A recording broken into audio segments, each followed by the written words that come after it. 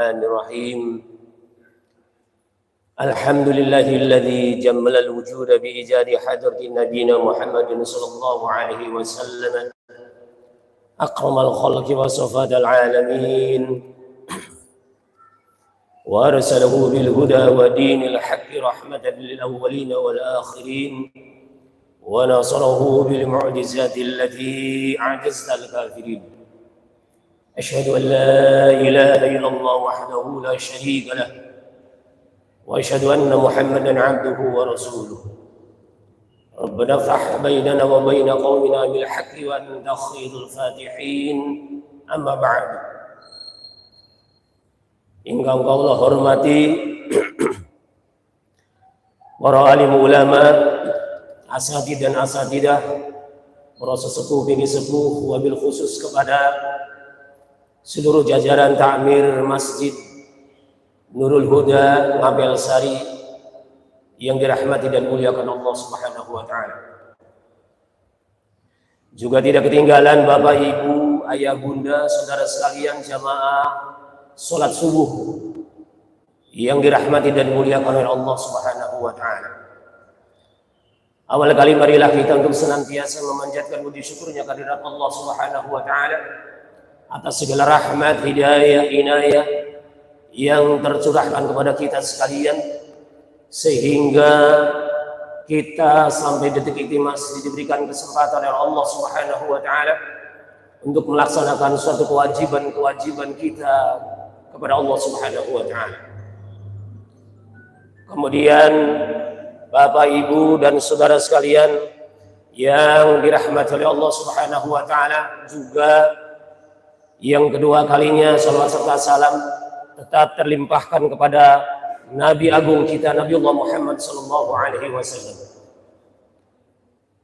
Para hadirin jamaah salat subuh yang dirahmati dan muliakan oleh Allah Subhanahu wa taala. Bulan Ramadan ini mari kita gunakan kesempatan yang baik ini dengan sebaik-baiknya. Karena bulan Ramadan adalah bulan Syahrus Syiyam. Bulan yang di dalamnya ada suatu kewajiban untuk melaksanakan ibadah puasa Ramadan. Kemudian bulan Ramadan itu pula dikatakan sebagai Syahrul Qiyam, yaitu bulan menegakkan, mendirikan dan melaksanakan sholat, khususnya Qiyamul Lail. Karena puasa dan juga yang namanya mendirikan sholat itu berpotensi untuk dihapusnya dosa-dosa kita oleh Allah Subhanahu wa taala. Kemudian yang ketiga, bulan Ramadan itu juga dikatakan sebagai Syahrus Shadaqah, bulannya untuk banyak bersedekah, karena afdhalus shadaqah shadaqatun fi Ramadan. Yang keempat, bulan Ramadan dikatakan juga sebagai bulannya Syahrud Du'a, yaitu bulan untuk kita sama-sama berbanyak doa kepada Allah Subhanahu wa taala. Karena doa kita pasti akan dikabulkan Allah. Ibadah-ibadah kita sekecil apapun dilipat gandakan pahalanya oleh Allah Subhanahu wa taala. Dan juga permohonan ampun kita, taubat kita senantiasa juga diterima oleh Allah Subhanahu wa taala. Dan yang kelima yang tidak kalah pentingnya, bulan Ramadan itu pula adalah dikatakan sebagai Syahrul Quran, bulan diturunkannya Al-Quran. Sebagaimana firman Allah, a'udzubillahi minasyaitonirrajim, Syahrul Ramadan alladzi unzila fihi al-Qur'anu hudan lin-nasi wa bayyinatin minal huda wal furqan. Bahwa di dalam bulan Ramadan itu adalah bulan yang betul-betul istimewa. Karena bulan Ramadan adalah bulan diturunkannya Al-Qur'an sebagai suatu petunjuk bagi seluruh manusia. Dan sekaligus Allah memberikan penjelasan-penjelasan terhadap apa yang menjadikan petunjuk-petunjuknya itu. Dan mampu juga Al-Quran itu dapat membedakan mana yang hak dan mana yang batil, mana yang benar dan mana yang tidak benar atau yang buruk. Dan kali ini para hadirin yang dirahmati dan muliakan Allah Subhanahu wa taala, tema pada pagi hari ini adalah kita sama-sama untuk bagaimana caranya kita mendengarkan Al-Quran, bagaimana cara kita menyuarakan terindahnya Al-Quran, dan bagaimana kita menjaga Al-Quran itu dalam keberadaan di tengah-tengah kita, sehingga kita mampu bisa mendekatkan diri kita kepada Al-Quran, bisa mampu kita menjadikan suatu pendamping dalam Al-Quran, yang suatu ketika kita juga dapat berinteraksi langsung dengan Al-Quran, dengan membacanya, dengan memurojaahnya, dengan banyak memahaminya dan menyelami isi kandungan-kandungan yang ada di dalamnya. Oleh karenanya, para jamaah, Bapak, Ibu, dan saudara sekalian yang dirahmati dan dimuliakan oleh Allah Subhanahu wa Ta'ala, bahwa juga dijelaskan dalam hal ini dalam kitab Riyadhus Shalihin, dalam babnya yaitu babu babi tahsinis sauti bil Quran wa talabil qiraati min hasani saut wal istima'i laha. Di sini dijelaskan bahwa kita sebagai manusia diperbolehkan yaitu untuk memperindah suara kita dalam membaca Al-Quran, atau membaca kita Al-Quran dengan banyak belajar di qiraatil Quran. Kemudian juga kita menyuruh orang lain, meminta orang lain untuk memintanya membacakan Al-Quran dengan suaranya yang baik, dengan suaranya yang indah, dan juga kita mendengarkannya. Hal ini juga disampaikan oleh Rasulullah Muhammad SAW, bahwasannya beliau suatu ketika, pada saat ketika beriktikaf di masjid pada suatu malam, dan juga para sahabat yang lainnya pun banyak yang beribadah dan beriktikaf. Kemudian ada beberapa orang sahabat membacakan Al-Quran dengan keras. Suatu ketika Rasulullah pun saat itu membuka tirainya dan menyampaikan, lebih baik engkau menghormati orang lain yang sedang beribadah, dan lebih baik engkau merendahkan bacaan Al-Qurannya. Kemudian akhirnya para sahabat pun yang membaca Al-Quran akhirnya merendahkan suara Al-Quran. Suatu ketika Rasulullah Muhammad SAW dalam suatu kesempatannya membacakan saat itu, disampaikan pada saat itu, kalau suatu ketika didatangi di dalam masjid itu, yaitu oleh sahabat, yang kemudian Rasulullah menyuruhnya untuk membacakan Al-Quran. Dan di kesempatan yang lain, Rasulullah juga menginginkan, karena senantiasa selalu dan selalu mendengarkan bacaan-bacaan Al-Quran dari sahabat beliau Abdullah ibnu Mas'ud radhiyallahu anhu. Beliau pada saat itu selalu merindukan bacaan-bacaan dari beliau, yaitu Abdullah ibnu Mas'ud, untuk membacakan keras di depan Rasulullah Muhammad SAW. Sehingga pada saat ketika menyuruh beliau Ibnu Mas'ud, Rasulullah berhenti sebentar dalam surah An-Nisa ayat 41. Kemudian ketika disuruh berhenti Ibnu Mas'ud membacanya, dan melihat dalam tatapannya kepada beliau sempat meneteskan air matanya. Karena di dalam surah An-Nisa tadi dalam ayat 41, insyaallah disampaikan di situ bahwasannya Rasulullah adalah sebagai suatu rasul, Rasulullah adalah sebagai suatu saksi. Bagaimana ketika menghadapi orang-orang kafir yang saat itu masih belum mengimani Al-Quran. Sedangkan kaum Muhammad, kata Allah, engkau adalah sebagai suatu saksi bahwa mereka itu adalah sebagai bagian daripada umatmu. Maka disitulah Rasulullah Muhammad SAW meneteskan air matanya. Bapak Ibu jamaah salat subuh yang dirahmati dan dimuliakan oleh Allah Subhanahu wa Ta'ala, ini adalah kita semua diharapkan untuk lebih mendekatkan diri kita kepada Al-Quran. Suruh membaca, suruh memahami, menyelami apa yang ada di dalam Al-Quran. Khususnya mereka, para pemuda dan pemudi yang mesti kadangkala sering terjadi gelisah. Tapi juga tidak lepas dari itu, kadang kita pun sama terjadi suatu ketika terjadi gelisah. Kita mengalami kegaulan yang meracau, dan juga suatu kesusahan, resah yang tidak tentu arah yang kadang-kala kita rasakan. Tapi obatnya para hadirin, obatnya yang ada pada saat ini, pada saat itu yang kita rasakan adalah ada dalam diri Al-Quran. Al-Quran adalah sebagai obat, khususnya adalah obat jiwa kita. Jiwa yang masih kita mengalami kekacauan, resah yang tak tentu arah, kegaulan yang meracau. Dengan obatnya dari Al-Quran itu kita akan menjadi tenang. Menjadi tenang, ala bidzikrillah tatmainnul qulub. Ingatlah, dengan kita berzikir kepada Allah, pasti hati kita akan menjadi tenang. Di antaranya zikir kepada Allah adalah kita langsung berinteraksi dengan Al-Quran. Itu para hadirin kaum muslimin yang dirahmati dan dimuliakan oleh Allah Subhanahu wa taala. Saya mengambil dalam sebuah hadis bahwasanya wa majtama'a qaumun fi baiti min buyutillah yatluna kitaballah wa yatadarrasuna lahu bainahum.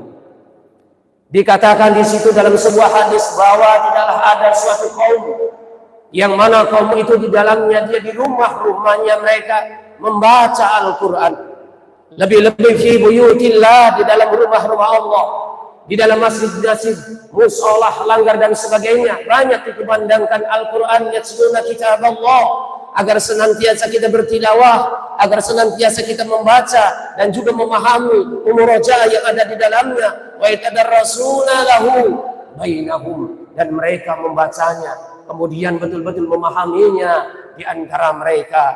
Maka kata Rasulullah Shallallahu Alaihi Wasallam, illa, kecuali mereka orang-orang yang senantiasa mendekat kepada Al-Quran akan mendapatkan keistimewaan, akan mendapatkan keutamaannya, yaitu yang pertama adalah nazalat alaihimus sakinah. Yang pertama adalah Allah akan menurunkan ketenangan dalam hidup mereka karena mereka mengambil untuk dekat membaca Al-Quran. Karena Al-Quran tadi yang sempat disampaikan juga oleh para ustadz, bahwa kita membaca satu huruf saja akan mendapatkan balasan 10 kali lipat. Alif Lam Mim, tidaklah dikatakan bahwa Alif Lam Mim itu adalah satu huruf, tapi Alif Lam Mim itu adalah 3 huruf. Yang satu hurufnya dibalas Allah dengan 10 kali lipat. Lebih-lebih kita berada di bulan Ramadan, maka lipatan ganda yang Allah berikan pahala-pahala itu kepada mereka, orang-orang yang membaca Al-Quran itu. Kemudian yang kedua, para hadirin yang dirahmati dan muliakan Allah Subhanahu wa taala, wa ghasiyatuhumur rahmah. Yang kedua adalah Allah akan memberikan ketenangan kepada mereka, orang-orang yang membaca Al-Quran, memberikan ketenangan di dalam hatinya, karena mereka senantiasa hanya untuk mengembalikan interaksi kita hanya kepada Allah Subhanahu wa taala melalui kalamullah-Nya itu. Itu para hadirin kaum muslimin yang dirahmati dan dimuliakan Allah Subhanahu wa taala. Kemudian yang ketiga, wa khafathumul malaikah. Di samping itu para hadirin, para malaikat pun selalu berkumpul, selalu mereka berada di samping mereka, orang-orang yang membaca Al-Quran, yang mendekatkan dirinya kepada Al-Quran, yang kemudian pada saat itu mereka hamba-hamba Allah itu berdoa kepada Allah Subhanahu wa taala. Maka yang menjadi saksi yang pertama adalah para malaikat yang menjadikan saksi bahwa hamba-hamba tersebut adalah hamba-hamba yang senantiasa mendekatkan dirinya kepada Allah melalui kalamullah. Wa ghasiyatuhumul malaikah wa khafathumul malaikah. Itu para hadirin kaum muslimin yang dirahmati oleh Allah Subhanahu wa taala. Jika doa-doa itu yang senantiasa dipanjatkan oleh hamba-hambanya itu, maka sudah barang tentu yang namanya doa-doa itu pasti dikabulkan Allah Subhanahu wa taala. Lebih-lebih para malaikat adalah menjadi saksinya. Yang perlu para hadirin ketahui bahwa Allah Subhanahu wa taala itu semuanya pasti bisa. Apa yang ada di dalam dunia Allah pasti bisa, dan semua makhluk yang ada di dalamnya dan semua makhluk ciptaan Allah secara keseluruhan Allah pasti bisa. Tapi ada sesuatu yang tidak Allah bisa. Sekali lagi, semua yang Allah lakukan semuanya bisa. Akan tetapi hanya satu yang Allah tidak bisa. Apa itu para hadirin yang dirahmati dan dimuliakan oleh Allah Subhanahu wa taala? Yaitu untuk mengabulkan doa-doa hambanya. Itulah ketidakbisaannya Allah. Mengapa? Karena setiap doa-doa hamba-hambanya Allah itu semuanya itu pasti akan diterima oleh Allah Subhanahu wa taala. Allah sendiri berfirman, menyampaikan firman-Nya, "Wa idza sa'alaka 'ibadi 'anni fa inni qarib ujibu da'watad da'i idza da'an falyastajibu li wal yu'minu bi la'allahum yarshudun." Sudah jelas. Allah Subhanahu wa taala, jika ada mereka hamba-hamba bertanya kepadaku, bahwasanya aku adalah dekat. Dan mereka jika meminta pertolongan, meminta doa kepada Allah, kepadaku kata Allah, pasti akan aku, semuanya akan aku kabulkan. Itu janjinya Allah. Makanya Allah tidak bisa jika tidak bisa untuk mengabulkan doa-doa hambanya itu. Tapi para hadirin, doa tersebut dari hamba-hamba seperti kita semuanya kaum muslimin ini bertahap.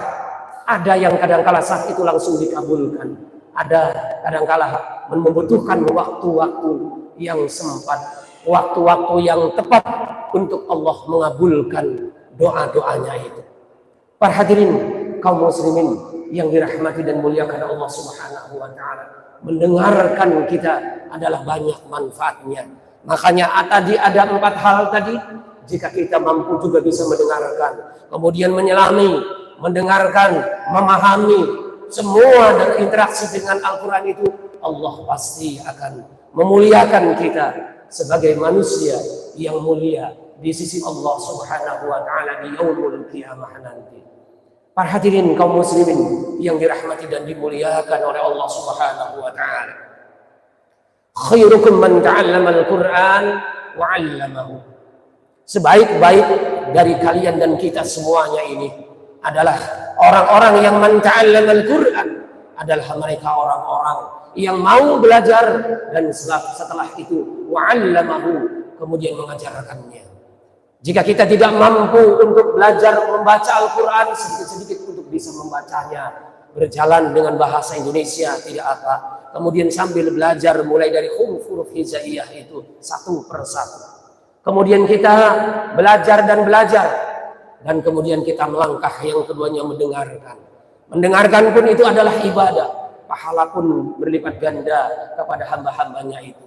Kemudian memahami isinya, jika mampu untuk belajar membacanya, membaca.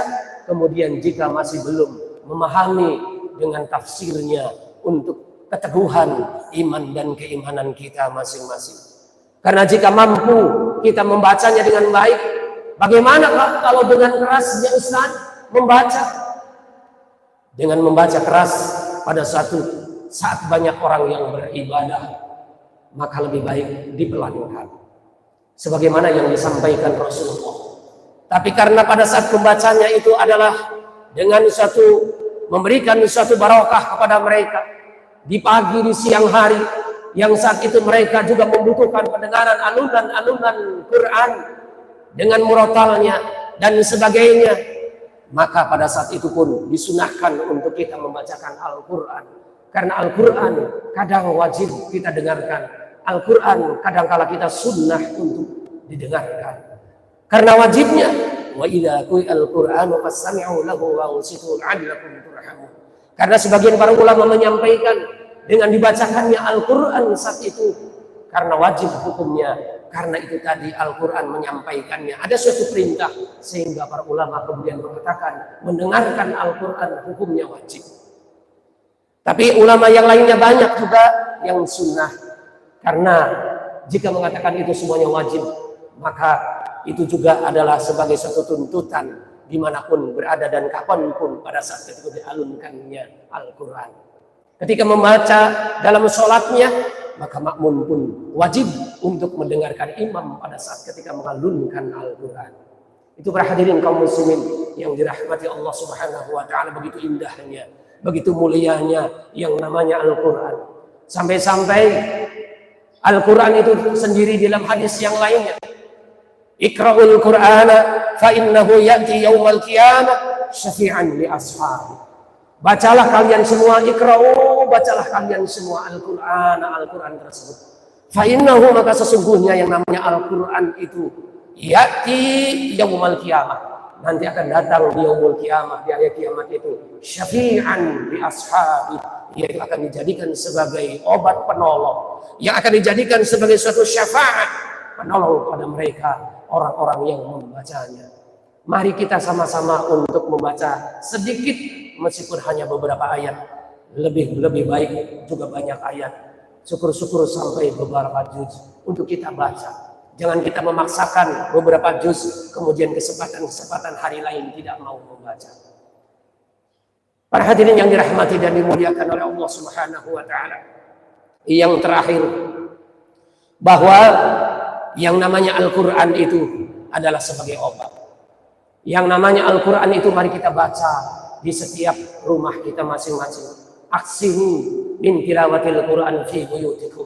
Fa innal baita alladhi la yuqra'u fihi al-Quran yaqillu khairuhu wa yaqsuru syarruhu. Mari kita perbanyak pembacaan Al-Quran itu di rumah-rumah kita. Selain kita membaca di masjid, musola, langgar dan lain sebagainya, di rumah-rumah kita pun kesempatannya membaca kita Al-Quran.